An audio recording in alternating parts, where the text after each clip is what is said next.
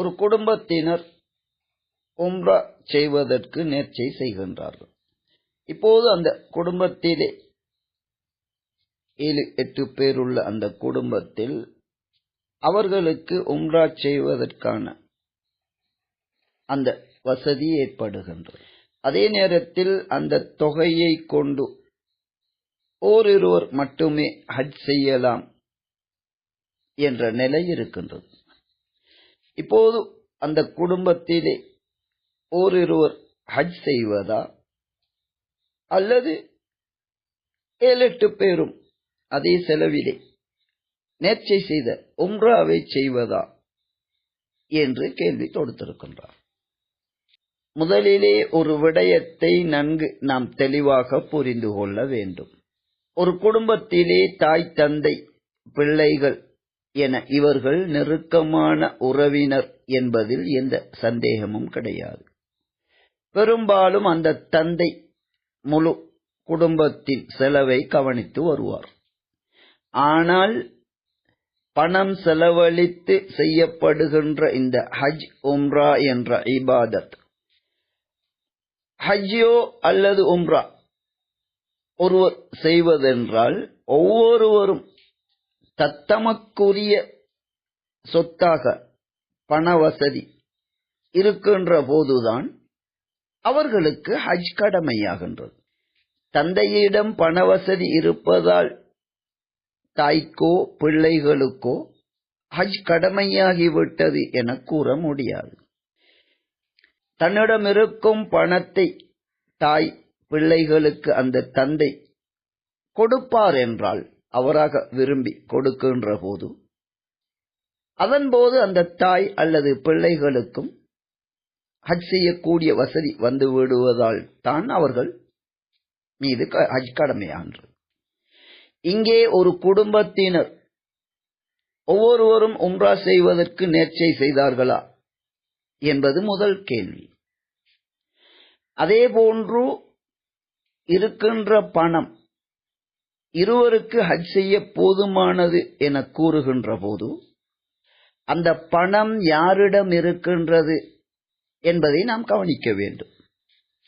சிலவேளை தாய், தந்தை, பிள்ளைகள் என இருக்கின்ற அந்த குடும்பத்தில் ஒரு மகன் அல்லது மகள், இப்படி யாராவது அவர்களுக்கு பண வாய்ப்பு வசதிகள் வந்திருக்கலாம்.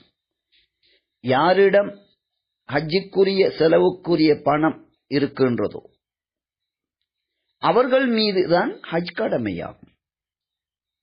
அதேபோன்று உம்ரா செய்வதாக யார் நேர்ச்சை செய்கின்றார்களோ அவர்கள் மீதுதான் அது கடமையாகும். எனவே முதலிலே இந்த 2 விடயங்களையும் பார்க்க வேண்டும். ஒரே குடும்பமாக இருந்தாலும் யாருடைய சொத்தாக இந்த பண வாய்ப்பு வசதி இருக்கின்றது என்று பார்க்க வேண்டும். ஹஜ்ஜுக்கு செலவழிக்கும் அளவிற்கு யாரிடம் பணம் இருக்கின்றதோ, ஏனையவர்கள் குடும்பத்து உறவினர்களாக இருந்தாலும் யாரிடம் இந்த பணம் இருக்கின்றதோ, அது தகப்பனாக இருக்கலாம், தாயாக இருக்கலாம், அல்லது பிள்ளைகளிலே யாராவது ஒருவராக இருக்கலாம். அந்த பணம் யாருக்குரியதாக இருக்கின்றதோ அவருக்கு ஹஜ் செய்யும் அளவிற்கு வசதி இருந்தால் முதலிலே அவர் மீது கடமையாகின்றது. குடும்பமாக சேர்ந்துதான் இவற்றை செய்வோம் என்று நாம் தீர்மானிக்க முடியாது. அதேபோன்று உம்ரா என்பது யார் யார் நேர்ச்சை செய்தார்கள் என்பதை பொறுத்தே அது கடமையாக மாறும். நேர்ச்சை மூலம் உம்ராவை கடமையாக்கிக் கொண்டவர், அவருக்கு அவர் சொந்த உழைப்பிலே பெற்றுக்கொண்ட பணமாக இருந்தாலும் சரி, அன்பளிப்பு போன்ற எந்த ஒரு ஹலாலான முறையில் அவருடைய உம்ராவிற்கு செலவழிக்கும் அளவிற்கு அவரிடம் கையிலே பணம் இருக்கின்ற போதுதான் அவருக்கு அந்த உம்ரா கடமையாகின்றது. எனவே முதலிலே இங்கு என்ன நிலை இருக்கின்றது என்பதை வைத்துத்தான் அவர்கள் உம்ரா செய்வதா ஹஜ் செய்வதா என்று தீர்மானிக்க முடியும். ஒரு உதாரணத்திற்காக அதனை கூறி தெளிவுபடுத்துகின்றோம். பொதுவாக அதிகமாக நடப்பது, ஒரு குடும்பத்திலே தந்தை உழைத்து அந்த குடும்பத்தை பராமரித்து வருவார். இப்போது ஒருவருக்கு மட்டும்தான் ஹஜ் செய்ய முடியும் என்றிருந்தால் அவ்வாறு உழைக்கின்ற அந்த தந்தை அவர் மீது ஹஜ் கடமையாகிவிடும். குடும்பத்தில் எல்லோரையும் அழைத்து கொண்டுதான் செல்ல வேண்டும் என்ற நிபந்தனையும் கிடையாது. எல்லோர் மீது ஹஜ் கடமையாகிவிட்டது என்பதும் கிடையாது.